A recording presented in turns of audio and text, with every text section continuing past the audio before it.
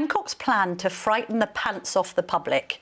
Not the best thing to have said in a WhatsApp. What do you make of it all? Because I know you've done so much work on this. You've done your Planet Normal podcast. You've been one of the few journalists who have voiced concerns about the lockdown from the very beginning. So your take is really intriguing.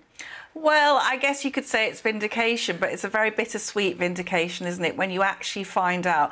I always suspected that they were quoting the science and making things up as they went along to suit a political agenda. And what the Telegraph scoop this week has revealed is, I'm afraid, that's exactly what was happening. I think today's is the worst yet. Yeah. Matt Hancock, Project Fear, let's scare the pants off the public with the new variant, the Kent variant. Something we know, Camilla, is that viruses tend to get weaker, they get more contagious and they get weaker. But what's coming through today from this this WhatsApp is, oh, the naughty British public, maybe they're getting a bit complacent, maybe they're not behaving themselves and doing what Uncle Matt tells them. So now we're going to scare the pants off them by pretending this new variant is going to be even more lethal. Total lies. Absolute lies told by a government minister to the British people. This is hugely significant, a vast scandal, I think. But what we've seen